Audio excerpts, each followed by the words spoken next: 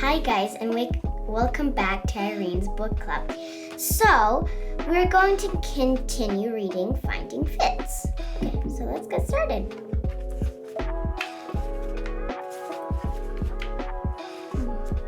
Chapter 3. Did you hear she got off the bus early? Jack said to the others, talking about Carly as if she wasn't there. I think she's fancied a walk. They all laughed. Carly told herself that if she hadn't got off the bus early and walked home in tears and ducked into the back alley to dry her eyes, then she would never have found the little stray dog that helped her to feel better.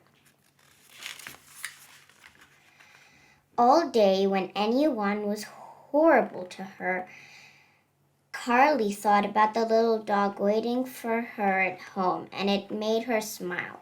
She remembered his bright eyes shining up at her in the dark kitchen when she had gone down to check on him in the night, and the way he'd wagged his tail and she had come down for breakfast in the morning. He was already getting to know her.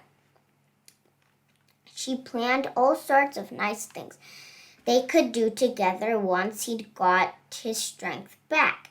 They could play hide and seek in the garden. She could take him for walks in the park. So this is her taking the little dog for a walk in the park. The others didn't like to see her sitting there grinning to herself when she was trying to wind her up. So she told Miss Fenn that she was being horrible to them. Miss Fenn didn't believe it, but she said it might be a good idea for Carly to move to another table. Serves her right, Jack hissed. Now she'll have to sit with Mopey Mo. Losers, Maisie said under her breath as Carly sat down. Don't take any notice of them. Carly gave Maisie a fleeting smile, but she didn't want to be too friendly to her because then she'd certainly never get back in with the funny five.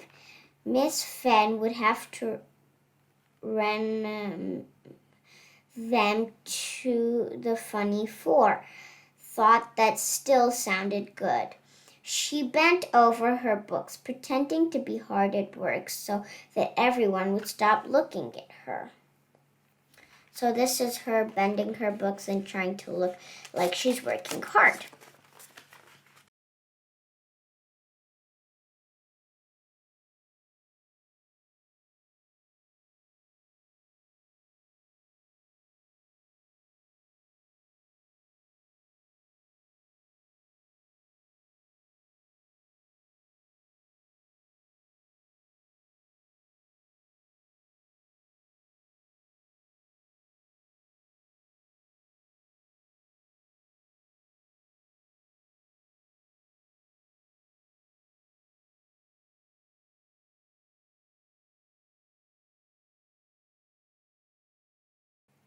When I get out of here, she thought, I'll go to the shop and buy some dog biscuits. I'll ask Miss Arland if she got any cardboard boxes in the storeroom that I can have. Then I'll put them round the kitchen and hide one biscuit in each box, so my little dog will want to get up and go looking for them. She thought about this plan all the way back home in the bus. It kept her going. At last the bus stopped outside the village shop, and Carly got off. But as she was opening the door, she noticed a card in the window. Small white and brown dog found wandering in Maiden Lane. Please call. At her telephone number. What if someone had already seen the card and come to claim him? Carly forgot about her shopping and ran home as fast as she could. What have you done? She shouted to her mom as soon as she opened the door. She dashed into the kitchen, making the little dog yelp in surprise. Carly's mom told her to sit down and calm down. She said had put the card in the village shop and a small ad in the paper. "We can't just keep the dog," she said. "His real owner will be missing him." "I thought you understood that, Carly." So this is Carly being mad to her mom and screaming to her mom because she wanted to keep the tiny dog. Carly did understand, but she didn't want to. She told herself that the dog's real owners didn't deserve to have him back. She tried to convince herself that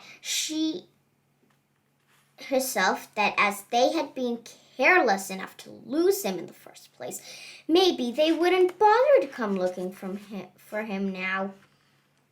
Chapter 4. The next day, Carly went back to sitting in her usual place with Jax and the gang, but they were still ignoring her. So this is Carly in the middle, and the other girls in Jax's group are ignoring her. When she tried to talk to them, they just looked at each other and said, "Did you hear something?" Carly tried to cheer herself up by thinking about the little dog. But it didn't work now. He was just something else to worry about, another friend she was probably going to lose. Right at this very minute, someone could be knocking at the door. So Carly's thinking that right now their owners were at the door to pick up the dog. Someone could be picking him up and taking him away, and she wouldn't even have a chance to say goodbye. At playtime, when everyone went outside, Carly stayed sitting at her desk. She didn't understand why her friends had turned against her. It didn't feel like a joke anymore. It felt really nasty.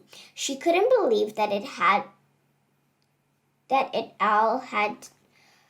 all started because they thought she had fat ankles. It wasn't as if she could help that, and anyway, what difference did it make to anyone else what shape her legs were? "Do you want a crisp?" It was Maisie. Carly looked up the bag of crisps she was holding out and hesitated for a moment. Then she shook her head. Maisie took a bunch of crisps and put them in her mouth. "This is how you must have felt when we were all being horrible to you," Carly said. "I'm so sorry." "You'll get over it," said Maisie. "I did."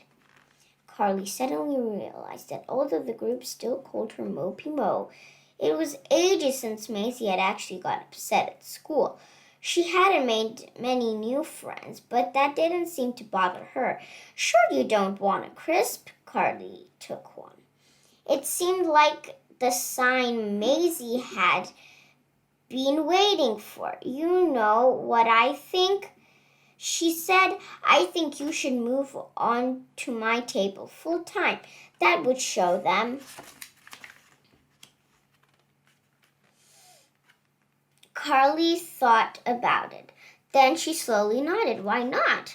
What had she got to lose? She used to get on really well with Maisie before Jax had turned everyone against her. And she suddenly realized how much she had missed her. The two girls went to find Miss Fenn.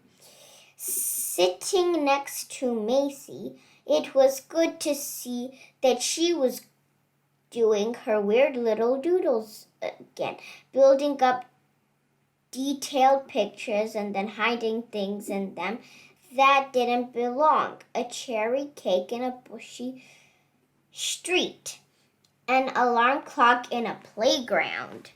Maisie was good at drawing, but she'd given it up when Jax had said art was for saddos. "Which would you like to come to my house after school?" Carly asked. Maisie shrugged. "Okay," she said. So the afternoon, Carly had someone to sit beside on the bus, and it was easier to ignore Jax and Sam whispering in the seat behind.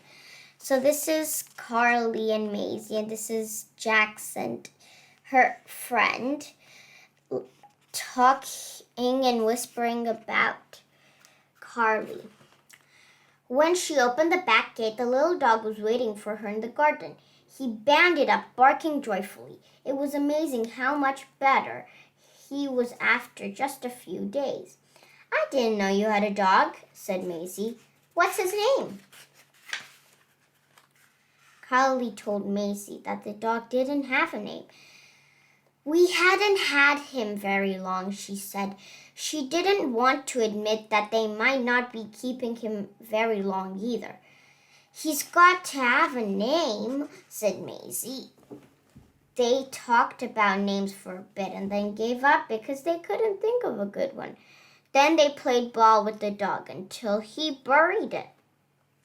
So this is the dog burying the ball. Lying on the lawn in the sunshine, Carly decided to trust Maisie and tell her the truth. The trouble is, she said, the dog isn't really mine. I found him. Where? Under the hedge. Mom says if no one comes to claim him before Saturday, then we'll know he's been abandoned and I can keep him.